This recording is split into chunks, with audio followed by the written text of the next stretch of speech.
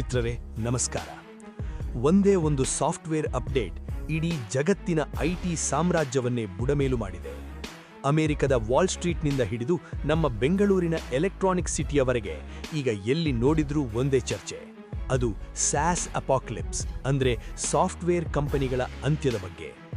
ಒಂದೇ ದಿನದಲ್ಲಿ ಜಾಗತಿಕ ಮಾರುಕಟ್ಟೆಯಿಂದ ಬರೋಬ್ಬರಿ $285 ಬಿಲಿಯನ್ ಆಸ್ತಿ ಧೂಳಿಪಟವಾಗಿದೆ.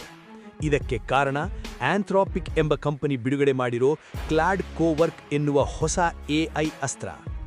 ಇಷ್ಟು ದಿನ ನಾವು ನೋಡ್ತಿದ್ದ ಎಐಗಳು ಕೇವಲ ಸಲಹೆ ನೀಡುತ್ತಿದ್ದವು. ಆದರೆ ಈ ಕ್ಲಾಡ್ ಕೋವರ್ಕ್ ಕೇವಲ ಚಾಟ್ಬಾಟ್ ಅಲ್ಲ, ಇದೊಂದು ಅಟಾನಮಸ್ ಏಜೆಂಟ್.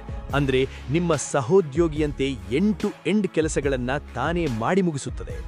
ಲೀಗಲ್ ಡಾಕ್ಯುಮೆಂಟ್ ಓದುವುದರಿಂದ ಹಿಡಿದು ತಪ್ಪುಗಳನ್ನು ತಿದ್ದಿ ಮೇಲ್ ಡ್ರಾಫ್ಟ್ ಮಾಡುವವರೆಗೆ ಎಲ್ಲವನ್ನೂ ಮನುಷ್ಯನ ಹಸ್ತಕ್ಷೇಪವಿಲ್ಲದೆ ಮಾಡಬಲ್ಲದು. ಮನುಷ್ಯ ಮಾಡೋ ಕೆಲಸವನ್ನ ಈ ಎಐ ಏಜೆಂಟ್ ಸಂಬಳವಿಲ್ಲದೆ ರಜೆ ಕೇಳದೆ ಮಾಡಿದ್ರೆ ಇನ್ಮುಂದೆ ಸಾಫ್ಟ್ವೇರ್ ಕಂಪನಿಗಳಿಗೆ ಯಾರು ದುಡ್ಡು ಕೊಡುತ್ತಾರೆ ಅನ್ನೋ ಭಯ ಇನ್ವೆಸ್ಟರ್ಸ್ಗಳ ನಿದ್ದೆಗೆಡಿಸಿದೆ. ಇದರ ಪರಿಣಾಮ ಅಮೆರಿಕದಲ್ಲಿ ಮಾತ್ರವಲ್ಲ, ಭಾರತದ ಐಟಿ ದೈತ್ಯರಾದ ಇನ್ಫೋಸಿಸ್ ಮತ್ತು ಟಿಸಿಎಸ್ ಷೇರುಗಳ ಮೇಲೂ ಭಾರೀ ಏಟು ಬಿದ್ದಿದೆ. ಭಾರತೀಯ ಐಟಿ ಕಂಪನಿಗಳು ವಿದೇಶಿ ಕ್ಲೈಂಟ್ಗಳಿಂದ ಹಣ ಪಡೆಯುವುದು ಗಂಟೆಗಳ ಲೆಕ್ಕದಲ್ಲಿ. ಈಗ ಎಐ ಬಂದ ಮೇಲೆ 1000 ಗಂಟೆ ಕೆಲಸವನ್ನ 300 ಗಂಟೆಯಲ್ಲೇ ಮುಗಿಸಿದರೆ ಕಂಪನಿಗಳ ರೆವೆನ್ಯೂ ಬಿದ್ದು ಹೋಗುತ್ತದೆ. ಇದರಿಂದಾಗಿ ಜೂನಿಯರ್ ಕೋಡರ್ಸ್ ಮತ್ತು ಸಾಫ್ಟ್ವೇರ್ ಟೆಸ್ಟಿಂಗ್ ಕೆಲಸ ಮಾಡುವ ಫ್ರೆಷರ್ಸ್ಗಳಿಗೆ ದೊಡ್ಡ ಅಪಾಯ ಎದುರಾಗಿದೆ.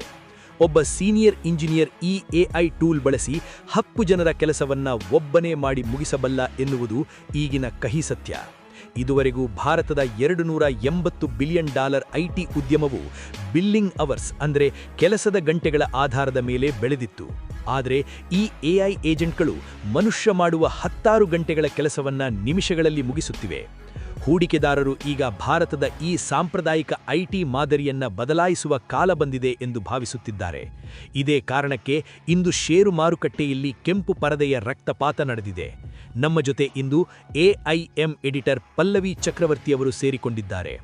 ಈ ರೆಡ್ ಸ್ಕ್ರೀನ್ಗಳ ಹಿಂದಿನ ಅಸಲಿ ಕಥೆಯನ್ನ ಡಿಕೋಡ್ ಮಾಡೋಣ. ಪಲ್ಲವಿಯವರ ಪ್ರಕಾರ ಮಾರುಕಟ್ಟೆ ಯಾವಾಗಲೂ ಭವಿಷ್ಯವನ್ನ ನೋಡಿ ಪ್ರತಿಕ್ರಿಯಿಸುತ್ತದೆ. ಈಗಿನ ಪರಿಸ್ಥಿತಿಯಲ್ಲಿ ಕಂಪನಿಗಳು ಹೊಸ ಉದ್ಯೋಗಗಳ ನೇಮಕಾತಿಯನ್ನ ಕಡಿತಗೊಳಿಸುತ್ತಿವೆ. ಕೇವಲ ಜಾವಾ ಅಥವಾ ಪೈಥಾನ್ ತಿಳಿದಿರುವ ಸಾಂಪ್ರದಾಯಿಕ ಇಂಜಿನಿಯರ್ಸ್ಗಳಿಗಿಂತ ಎಐ ತಂತ್ರಜ್ಞಾನವನ್ನ ಪಳಗಿಸಿಕೊಂಡವರಿಗೆ ಮಾತ್ರ ಇಲ್ಲಿ ಭವಿಷ್ಯ ಇದೆ ಎನ್ನುವುದು ಸ್ಪಷ್ಟವಾಗಿದೆ.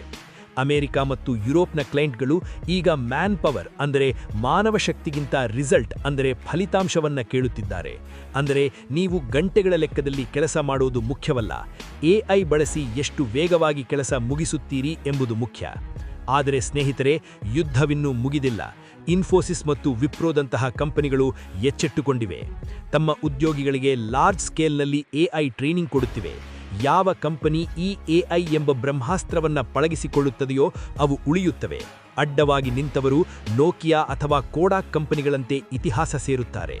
ಕಾಲಾಯ ತಸ್ಮೈ ನಮಃ ಎನ್ನುವಂತೆ ಹರಿಯುವ ತಂತ್ರಜ್ಞಾನದ ನೀರಿಗೆ ನಾವು ಒಗ್ಗಲೇಬೇಕು. ಸ್ನೇಹಿತರೆ, ಐಟಿ ಲೋಕದ ಈ ಮಹಾ ಬದಲಾವಣೆಯ ಬಗ್ಗೆ ನಿಮಗೇನನಿಸುತ್ತದೆ? ನಿಮ್ಮ ಅನಿಸಿಕೆಯನ್ನ ಕಮೆಂಟ್ ಮೂಲಕ ನಮಗೆ ತಿಳಿಸಿ. ವಿಡಿಯೋ ಉಪಯುಕ್ತ ಅನಿಸಿದ್ದರೆ ಲೈಕ್ ಮಾಡಿ ಮತ್ತು ಇಂತಹ ಗಂಭೀರ ವಿಷಯಗಳ ವಿಶ್ಲೇಷಣೆಗಾಗಿ ನಮ್ಮ ಚಾನೆಲ್ಗೆ ಸಬ್ಸ್ಕ್ರೈಬ್ ಮಾಡೋದನ್ನ ಮರಿಬೇಡಿ. ಹೊಸ ವಿಷಯದ ಜೊತೆ ಮತ್ತೆ ಸಿಗೋಣ. ಜೈ ಹಿಂದ್, ಜೈ ಕರ್ನಾಟಕ ಮಾತೆ.